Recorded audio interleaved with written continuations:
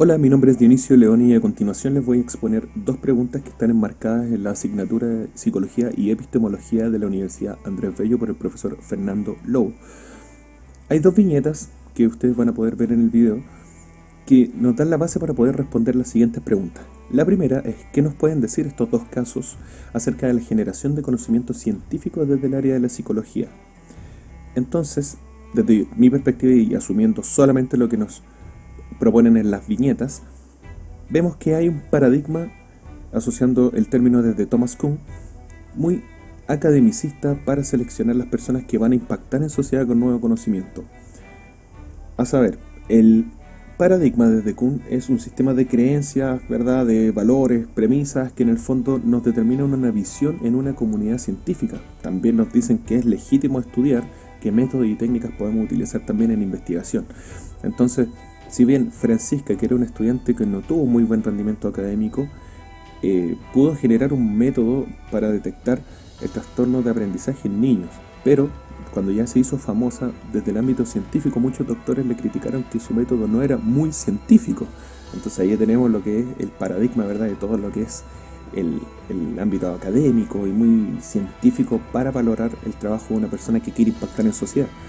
Mientras que Almendra tuvo muy buenas notas, siempre estuvo asociada a la ayudantía, tuvo el aval de muchos profesores y finalmente sí pudo hacer un doctorado, graduarse y después tener publicaciones e impactar en el medio científico.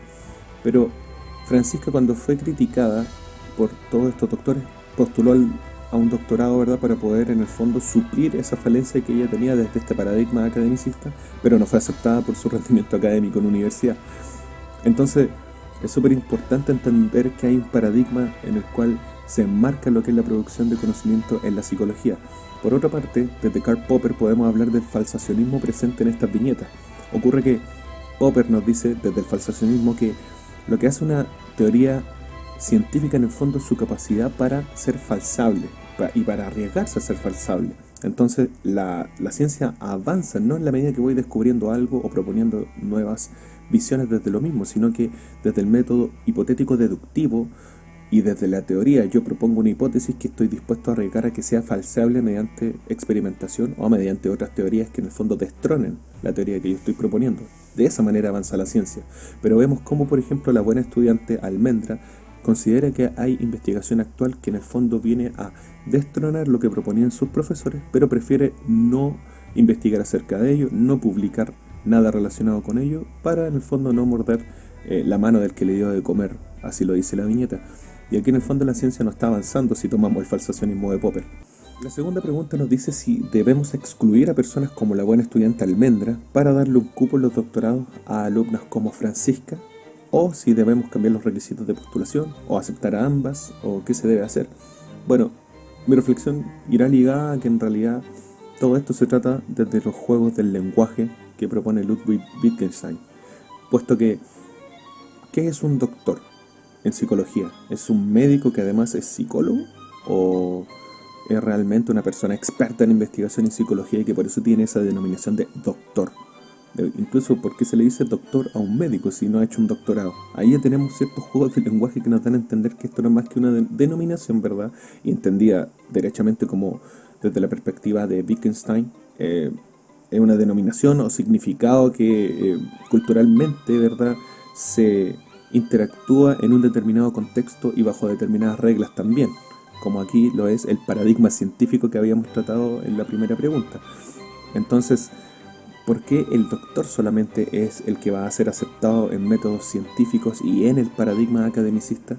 ¿Por qué el método de Francisca no puede ser estudiado también y presentado en el ámbito académico, a sabiendas que es una persona que no tiene doctorado, pero que se le pueden otorgar las herramientas para que tenga unos buenos pilares, digamos, académicos, científicos? Pero bueno, desde el paradigma y desde los juegos del lenguaje, solo por el hecho de no ser doctor en psicología, ya es una falencia. Y en las determinadas reglas e interacciones culturales presentes en el ámbito académico, quedaría fuera. Mientras que creo que la manera de impactar en esto sería a través de ejercer cierto poder, ¿verdad? Y que se genere un nuevo saber, ¿verdad?, en el discurso académico, y de esta manera impactemos en la realidad científica con una nueva verdad.